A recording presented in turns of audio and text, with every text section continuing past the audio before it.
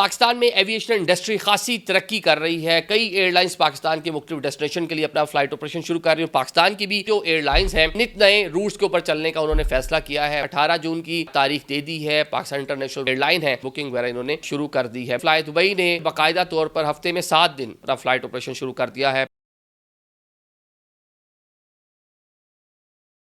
अस्सलाम वालेकुम नाज़रीन, मैं हूं आदिल निज़ामी और आप देख रहे हैं मेरा डिजिटल चैनल।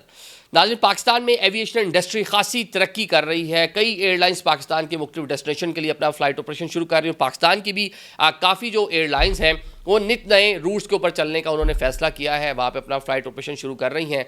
तो 3 जो मुख्तलिफ नए रूट्स हैं जो शुरू हो रहे हैं उसका आपको बताएंगे। सबसे पहले एयर सियाल ने दुबई के लिए अपना फ्लाइट ऑपरेशन शुरू करने का फैसला किया। बाकायदा तौर पे इसका आगाज़ 2 जून से होगा, हफ्तावार। ये 9 फ्लाइट्स होंगी। पाकिस्तान के 2 शहर हैं जहां से ये आया और जाया करेंगे। जनाब, इसके लिए लाहौर और इस्लामाबाद का फैसला किया गया है। हफ्ते में 2 बार लाहौर से और 7 बार इस्लामाबाद से जनाब ये फ़्लाइट जो है इसका जो है आना जाना होगा। तो इसके लिए बुकिंग अभी तक शुरू नहीं हुई। चंद ही कह लें कि 2 हफ्ते के करीब तकरीबन टाइम बाकी है।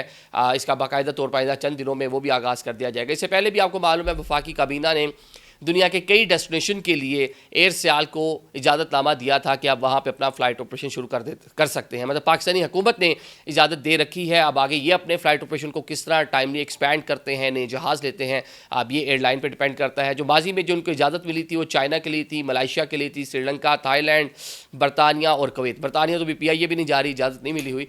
तो देखते हैं आहिस्ता आहिस्ता ये कहाँ जाते हैं। सऊदी अरेबिया और इस तरह ऑलरेडी इन डेस्टिनेशंस के ऊपर इनका फ़्लाइट ऑपरेशन जारी है। तो अब बाकायदा तौर पर 2 तारीख से ये जनाब दुबई के लिए भी शुरू कर रहे हैं। सेकेंडली, आपको मालूम है कि PIA अभी मैंने तस्करा कर ही लिया, बरतानिया के लिए तो इजाज़त नहीं मिली थी, लेकिन 10 जनवरी से हमने जो पेरिस के लिए फ़्लाइट ऑपरेशन है उसका आगाज़ किया था वफाकी दारुल-हुकूमत इस्लामाबाद से बड़े कह लें कि धूमधाम के साथ। उस टाइम बहुत सारी उम्मीदें थी कि नए डेस्टिनेशन भी यूरोप के हमारे लिए खुल जाएंगे, ख़ुसूसन बरतानिया जो है वो खुल जाएगा। वो तो आपको मालूम है नहीं खुल पाया।